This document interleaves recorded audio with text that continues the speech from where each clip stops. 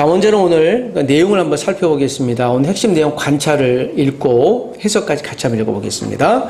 예레미야가는 예루살렘의 멸망에 슬퍼하면서도 회복의 메시지로 백성을 격려하고 있습니다. 선지자들이 예언했던 대로 예루살렘은 바벨론에 의해 멸망했고 백성들은 포로로 사로잡혀 갔습니다. 예루살렘에 남아있던 자들은 국외로 추방되거나 망명했습니다. 애가는 암울한 시대의 슬픔을 토로하는 노래로 엮어졌습니다. 자, 이 핵심 내용 전체의 관찰은 이렇습니다. 중요한 역사적인 사건은 남유다가 망했다. 망한 가운데 우리가 쫄딱 망하면 다음 희망이 있습니까? 자, 망했으면 이제 우리가 다음 기회를 갖고 열심히 도전해보자 라고 이야기하는 사람은 거의 없죠. 미국의 실리콘밸리에서 성공했던 벤처기업들은 보통 한 평균 7번 정도 사업이 망한다고 해요. 그러니까 8, 9번째 성공할 수 있다고 하는데요. 거기서는 그런 시스템이 되어 있다고 합니다. 그래서 이 밸리에서는 실패해도 괜찮다. 나중에 재정 후원이나 환경을 지원해 준다고 합니다. 한국에서는 벤처기업이 한번 망하면 인생 끝나는 거죠. 우리는 이제 그렇게 이야기를 참 아쉬운 얘기를 하죠. 그러니까 기회가 없다라는 것은 완전히 좌절스러운 이야기일 수밖에 없습니다. 우리가 좀 실패해도 그래 다음에 잘하면 기회가 있어. 다시 해보자. 이런 기대가 전혀 없는 것은 끔찍한 삶일 수밖에 없는 것이죠. 예레미야 애가에 대한 내용은 이 두 가지가 같이 있습니다. 가장 슬플지라도 다시 희망에 대한 이야기를 하는 것이죠. 우리가 하나님 나라를 기다리는 주의 사람들에겐 저는 이 두 가지 메시지가 함께 있다고 믿습니다. 여러분, 우리가 결혼하기 전에 사귀는 남녀 교제하는 분들이 목표는 뭐예요? 결혼하는 거잖아요. 결혼하면 자녀가 있고 또 자녀가 있으면 또 그들이 커가는 것을 보고 계속 기대가 있지 않습니까? 그 기대는 우리가 살아가는 모든 것이라고 할 수 있습니다. 이것을 우리가 소망이라고 할 수 있고요. 어떤 일을 기대를 했는데 기대가 성취됐어요. 이것을 우리가 효능감이라고 해요. 잘 됐네? 효능감이 있으면 그걸 또 시도하기 마련이죠. 일을 했는데 실패했어요.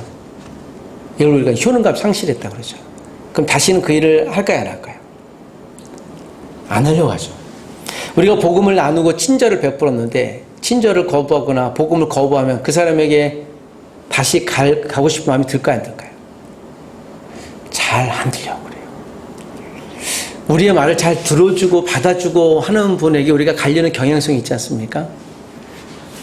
기도 응답도 영적인 효능감이에요. 우리가 기도했더니 하나님께 응답하시더라.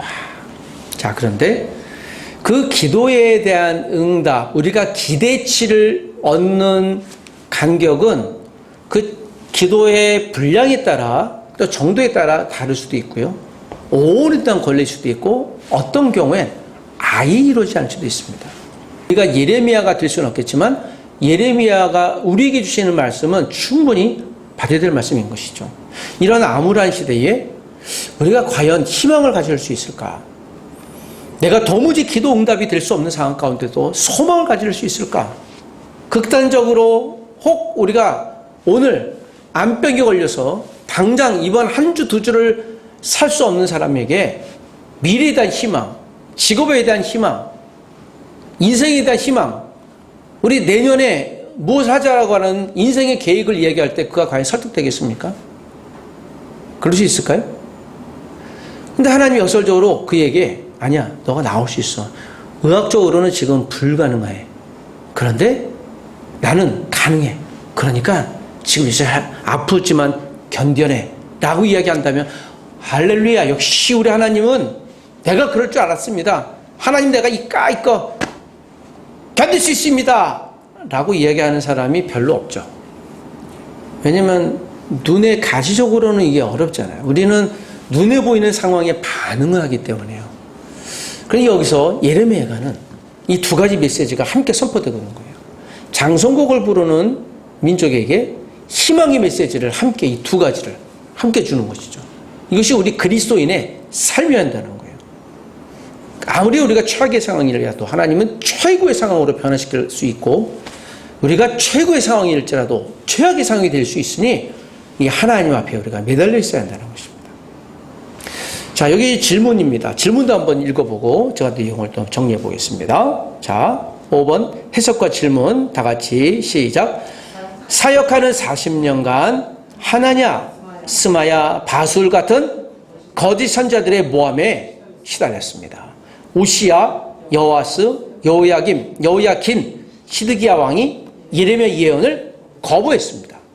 다섯 왕들과 사독 후손의 제사장들이 예레미야를 거부했던 이유는 무엇일까요? 예레미야는 자신을 위협하는 권력자들의 두려움을 어떻게 해결했을까요? 교회가 사람의 겉모습을 판단하지 말아야 하는 이유는 무엇입니까? 예레미야의 고향이 어디라고 했습니까? 아나도시예요. 이게 예루살렘에서 한 5km 떨어진 굉장히 작은 도시예요. 굉장히 작은 도시였던 것은 우리 제가 한번 설명해 드린 대로 솔로몬 시대에 그가 추방당한 제사장이기 때문에 그렇죠. 한 260년 전에 사건이 있었어요. 예레미야가 이 패족 가문에 있었잖아요. 할 수 없이 제사장 가문임에도 불구하고 그가 제사장 노릇을 못했어요. 그냥 그렇게 살았던 사람이죠. 근데 여러분 1년, 2년이 아니라 10년, 20년이 아니라 256년이 지났어요. 그냥 그렇게 살았어요. 하나냐, 스마의 바술 같은 사람들은 예레미야를 괴롭혔잖아요. 근데 여기 예레미야서에는 그들을 거짓선지라고 얘기를 해요. 정통 가문임에도 불구하고 그들이 거짓선지자. 그들의 내용은 그것입니다. 하나님께서 우리 다윗 가문을 패하게 했습니까? 우리는 절대 패하지 않습니다. 우리 바벨론에 저항해야 합니다. 이제 이런 메시지를 계속 내는 것이에요.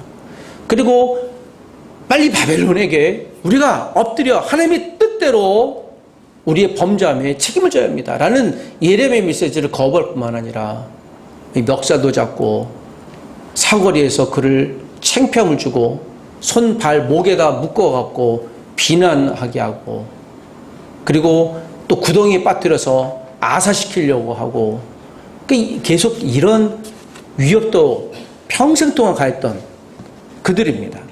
여러분 이것을 보면요. 거짓 선지자라고 제가 표현을 했는데 이들은 이 당시에 거짓 선지자가 아니라 가문으로 보면 정통 제사장입니다. 그러니까 이들이 하는 이야기는요. 역사적으로 맞고 사람들에게 희망을 주는 메시지예요.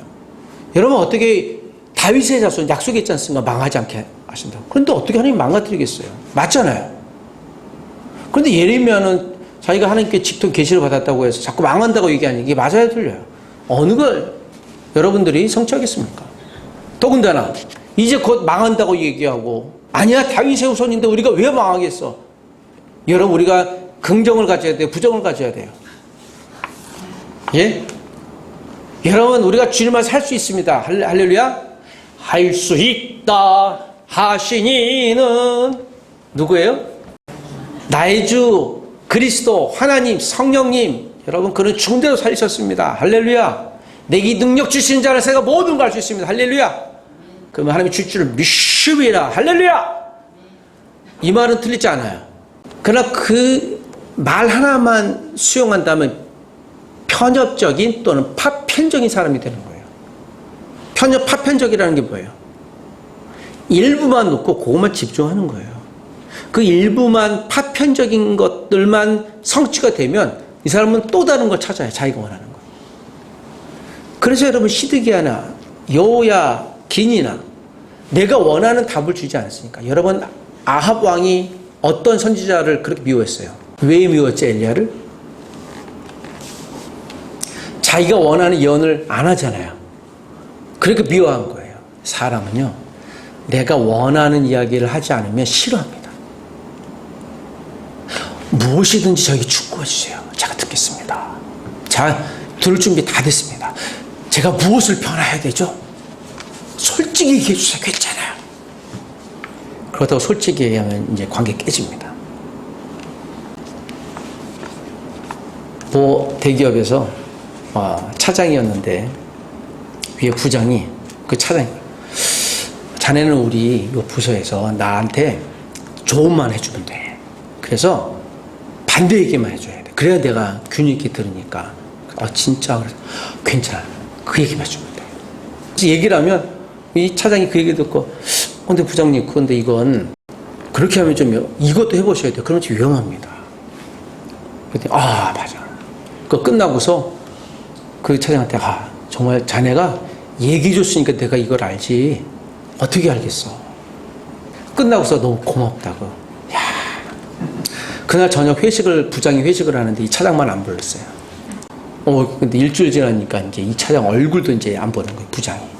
어떤 일이 일어났을까요? 관계가 이제 어려워진 거죠. 이 부장이 수용이 안 되는 거예요. 여러분, 사람은 충고로 가면요, 내가 사실 나니까 얘기해 주는데 자꾸 내가 충고해 줄게 하면 그때부터 어떻게 해요? 그때부터는 이제 경계의 안테나가 딱 서요. 아무리 친한 사람이라도요. 내가 원하지 않는데 설사 원한다고 할지라도 충고하려면요 정말 조심해야 돼요. 여러분, 저한테 충고하지 마십시오. 들을 마음 1도 없어요. 그러면 이제 각오를 하셔야 돼요. 아니면 하나님께 기도를 열심히 하고 오셔서 하시든지. 이게 쉽지 않아요. 여러분, 충고할 때 안 듣습니다. 우리가 정말 유념하게 봐야 되는 지점입니다. 그러니까 예레미야의 충고를요, 사람들이 듣지 않는 이유는요, 당연한 거예요. 더군다나 예레미야의 출신은 패족 출신인 거예요. 안 들을 수밖에 없어요, 조건상. 여기서 여러분, 사람들은 권력을 좋아한다는 것을 우리가 여기 알 수 있는 거예요. 권력을 갖고 있는 스마야, 바술, 하나냐 같은 권력자 제사장들은 내가 권력이 있으니까 권력 없는, 어쩌면 좀 하찮은 사람들이 얘기했을 때 안 듣는 거예요. 여기서 여러분, 하나님은 근데 왜 하필이면 예레미야를 사용하셨을까요? 왜 권력 있었던 하나냐, 스마야, 바술 같은 사람이 메시지가 임해서 그들의 선포하면 훨씬 더 많이 설득됐을 거 아닙니까? 그렇다면 여러분, 시드기야나 여호야김 긴 왕들이 회개하지 않았을까요? 근데 왜 안 했을까요? 그는 그들이 애당초 계시가 임해도 듣지 않았을 것이기 때문에 선택 안 하신 거예요. 제가 상상해보고 해석해보면 그래요. 하나님이 이들에게 아무리 하나님 메시지가 100번, 1000번 갔어도 듣지 않았겠다. 자기가 권력이 있기 때문에. 아무것도 없는 예레미야를 통해 사용하신 이유가 여기 있었구나. 예레미야가 자신을 위협하는 권력자들의 두려움을 그래서 어떻게 해결했습니까? 이 위협은요, 살해 위협이거든요. 죽이지는 않아요. 근데 구덩이 빠뜨려 놓고 이 구덩이가 30m짜리예요. 진흙진창이거든요. 그러니까 못 올라가요. 그러니까 어떻게 해요? 이거 일주일 동안, 2주일 동안 지켜보면 아무것도 안 돼요. 굶어 죽이려는 거예요. 거기서 또 한 사람이, 정말 하나님의 사람이 그를 끈을 내서 구출해갖고 낼 정도로. 그리고 시드기야 왕 앞에서 제발 날 좀 살려달라고. 나 하나냐 저 제사장 집에서 구출해달라고. 그러니까 자기 생명을 부탁해요. 살려달라고. 그래서 왕의 감옥에 갇혀요. 여러분, 예레미야가 자신을 위협하는 권력자들의 두려움을 어떻게 해결했습니까? 알아서. 각자 도생한 거예요.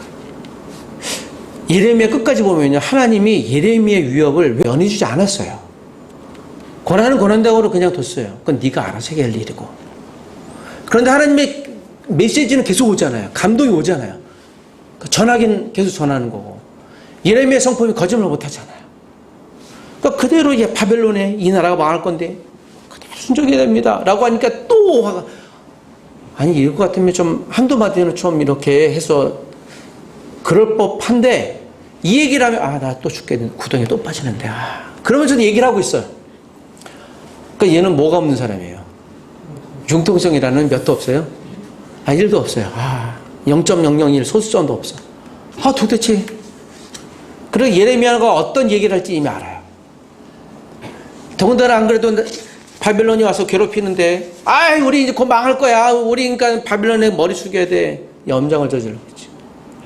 일제시대라고 본다면 우리가 나라 망할 만해.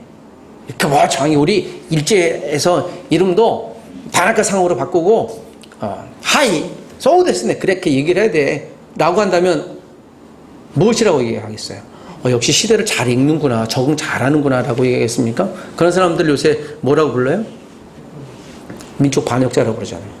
예레미야는 분명 사람들한테 충분히 그렇게 인식했어요. 그런데 여러분 잘 보십시오. 하나님이 이 사람들을 거짓 선지자라고 불러요. 이것은 여러분, 사단의 역사는 정치 가운데서도 내가 의롭다고 하는 사람들에서도 사단은 신비하게 역사하는 거예요. 그러니까 이 과정만 놓고 보면 이건 정치예요, 정치.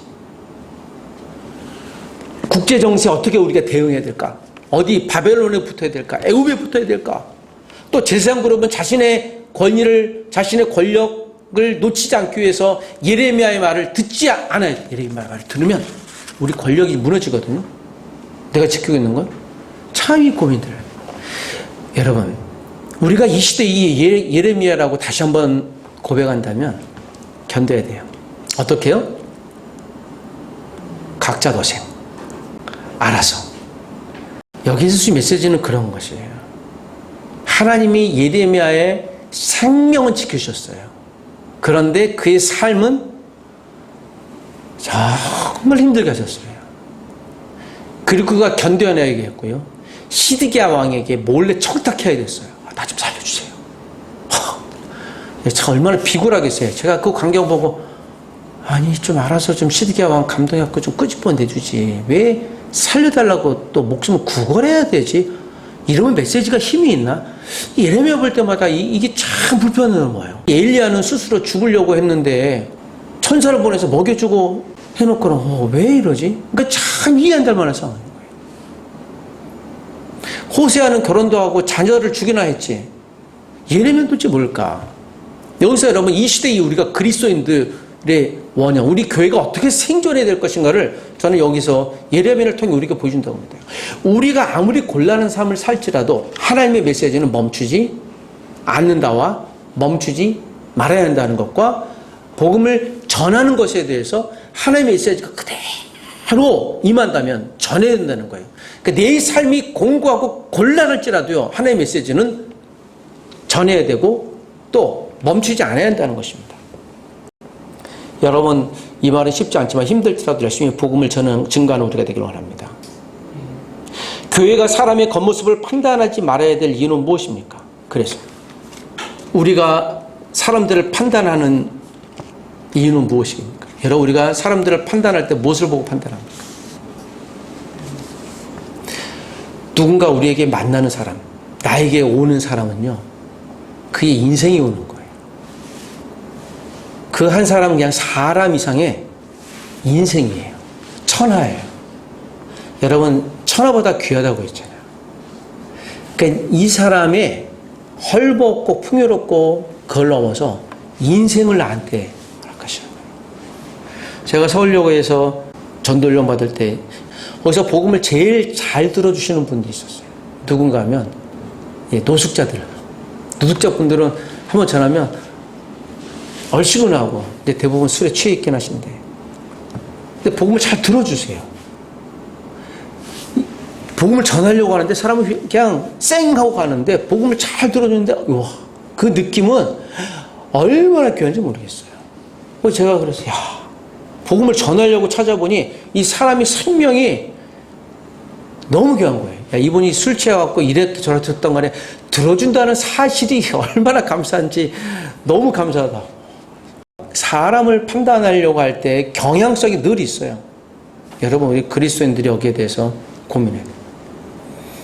우리가 얼마나 많은 집을 갖고 있고 또 얼마나 넓은 평수에 우리가 살고 있는 것과 어떤 자동차를 갖고 있는 것과 우리 학력은 어떻게 되는 것과 자꾸 우리가 이런 비교되는 상황에서 특별히 한국과 중국 사람들 여기에 굉장히 초관심사를 갖고 있고 어쩌면 그런 것이 살아갈 수밖에 없는 현실이긴 하지만 교회 안에 있는 분들 안에서는 이와 같은 일이 있으면 안 돼요. 그래서 여러분, 교회 세습을 하면 안 되는 거예요. 교회 세수하는 자들은 정말 하나님의 징벌을 받을 각오를 해야 되는 거예요. 어떤 경우에서든지요.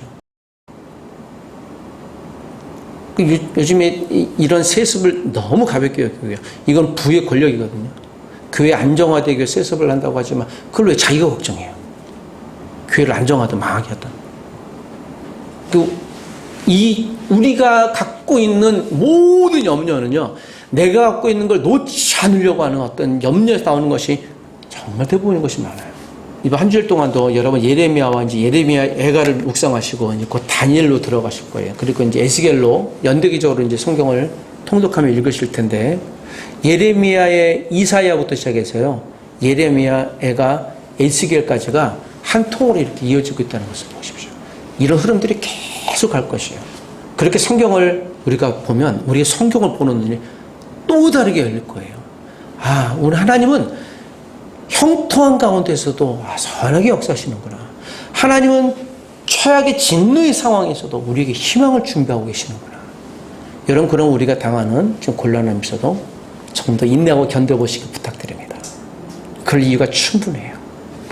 다만 내가 각자 도생하는 것처럼 여겨도 각자 도생할 정도의 힘도 누가 주시는 거예요? 하나님이 주시는 겁니다. 예레미야 애가의 말씀, 아침마다 새롭고 변하지 않는 성실하신 우리 하나님을 여러분이 한 주일 동안도 기억하고 그 하나님을 붙들어 보시길 주 이름으로 부탁드립니다. 예레미야의 하나님이 나와 우리의 하나님인 줄 믿습니다. 예레미야가 장송곡 가운데서도 희망과 소망을 준비하시는 하나님을 신뢰하며 나가시는 우리가 되십시다. 우리 같이 한번 기도하겠습니다.